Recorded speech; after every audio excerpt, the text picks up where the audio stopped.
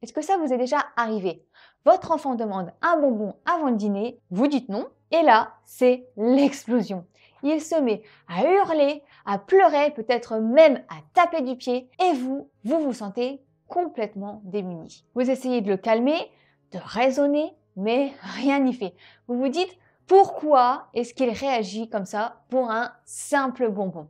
Vous savez, ces moments où tout semble basculer en une fraction de seconde sont vraiment difficiles à vivre. On peut se sentir coupable, frustré ou même en colère soi-même.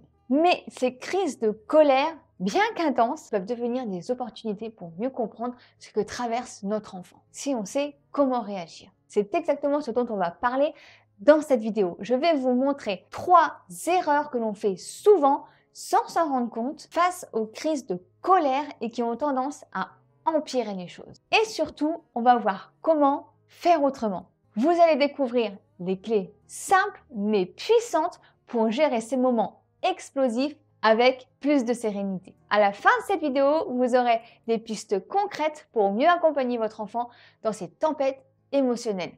Bonjour et bienvenue sur ma chaîne Chère Mamounette. Ici, je te partage des astuces pour simplifier ton quotidien de maman, alléger ta charge mentale et créer des relations harmonieuses avec tes enfants, toujours dans la bonne humeur et la simplicité. Avant de commencer, j'ai quelque chose pour vous. Je vous propose un atelier 100% gratuit, les 4 clés pour booster votre énergie. Cet atelier va vous aider à retrouver l'énergie et la sérénité dont vous avez besoin pour pouvoir donner le meilleur à vos enfants. Alors, inscrivez-vous dès maintenant en cliquant sur le lien que j'ai mis juste en bas de la vidéo, dans la description. Mais ce n'est pas tout, je vous propose également l'atelier Parler pour se comprendre. Mieux dialoguer, moins s'épuiser. Cet atelier est parfait pour vous si vous voulez arrêter de répéter 10 fois les mêmes consignes ou si vous en avez marre de crier pour vous faire entendre. Vous allez apprendre à donner des consignes claires, à communiquer avec votre enfant de manière plus efficace et donc à renforcer vos liens entre vous et vos enfants. Cet atelier ouvre aujourd'hui. Vous pouvez dès à présent profiter de l'offre de lancement combinée au solde avec 70% de réduction pendant une semaine seulement. Ne laissez pas passer cette occasion unique de transformer votre quotidien et d'apporter plus de sérénité dans votre maison. Vous pouvez vous inscrire en cliquant sur le lien que j'ai mis encore une fois dans la description. Aujourd'hui, on va parler de 3 erreurs que l'on fait souvent face à une crise de colère. Et je vais vous expliquer pourquoi elles peuvent aggraver la situation au lieu de l'apaiser. Alors vous savez, la première erreur que beaucoup d'entre nous commettent, c'est vouloir raisonner notre enfant quand il est en pleine crise. Vous êtes là, face à lui, et vous essayez désespérément de lui expliquer pourquoi il ne doit pas se comporter comme ça. Calme-toi, non mais tu vois bien que t'as pas de raison de t'énerver là. Oh, franchement, t'exagères. Hein. Nous avons tendance à vouloir que nos enfants comprennent tout de suite ce qui ne va pas, et la tentation est grande de leur faire entendre raison. Mais en réalité, cela ne va pas vraiment les aider. Pourquoi? Parce qu'en pleine crise, le cerveau de votre enfant est en mode émotionnel et pas en mode rationnel. En d'autres termes, il est complètement envahi par ses émotions et sa capacité à réfléchir calmement est mise de côté. Son cerveau, limbique, responsable des émotions, prend le contrôle et sa capacité à raisonner, gérée, lui, par le cortex préfrontal, est temporairement mise en pause. C'est un peu comme si vous essayiez de parler à quelqu'un qui se bouche les oreilles. Il ne peut tout simplement pas vous entendre. Ce n'est pas qu'il ne vous respecte pas ou qu'il ne vous écoute pas, mais plutôt qu'il n'est tout simplement pas capable de comprendre une explication rationnelle à ce moment-là. Quand vous lui dites « calme-toi », ça peut en fait avoir l'effet inverse. Il peut se sentir incompris, du coup ça va alimenter encore plus la crise. Alors, que faire dans ces moments-là? La clé, eh bien, c'est l'empathie. Plutôt que de chercher à le calmer par des mots rationnels, essayez de l'aider à se sentir compris. Par exemple, au lieu de dire « t'exagères », dites-lui « je vois que tu es vraiment fâché » ou alors « je comprends que tu sois en colère ». En validant ses émotions, vous lui montrez que vous comprenez ce qu'il ressent, sans jugement. Ça va l'aider à se sentir écouté et à commencer à se calmer. car il n'a plus à se battre contre un parent qui ne comprend pas ou ce qu'il ressent ou ce qu'il traverse. Ça ne veut pas dire qu'il faut accepter tous ses comportements, mais commencer par reconnaître son émotion avant d'agir sur son comportement, en fait, c'est essentiel. Une fois qu'il aura un peu apaisé ses émotions, vous pourrez commencer seulement là à discuter de ce qui ne va pas. Mais en attendant, valider ce qu'il ressent, c'est vraiment crucial pour le faire revenir à un état plus calme. Il n'y a pas de recette magique, mais l'empathie, surtout dans ces moments où l'enfant se sent accablé, peut vraiment faire la différence. L'erreur suivante, qui peut sembler facile sur le moment, c'est de punir ou de menacer votre enfant pour qu'il se calme. Si tu continues, tu seras puni. Tais-toi ou tu vas aller dans ta chambre.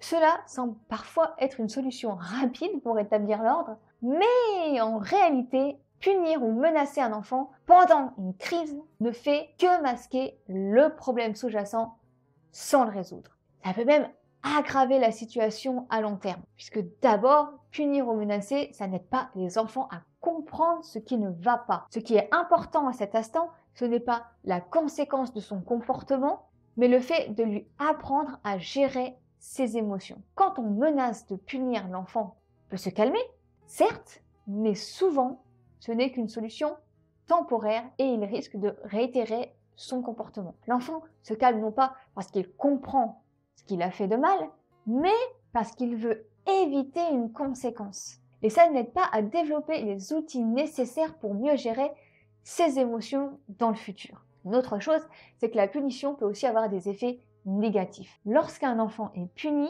pour avoir exprimé ses émotions, il peut commencer à associer ses sentiments à quelque chose de mauvais. Il peut se sentir honteux de ressentir de la colère, de la tristesse ou de la frustration, des émotions pourtant naturelles que nous avons tous. Cette association entre émotion et punition, eh bien à long terme, ça peut lui faire penser que ces émotions, ils sont à réprimer, à cacher, plutôt qu'à comprendre et à gérer.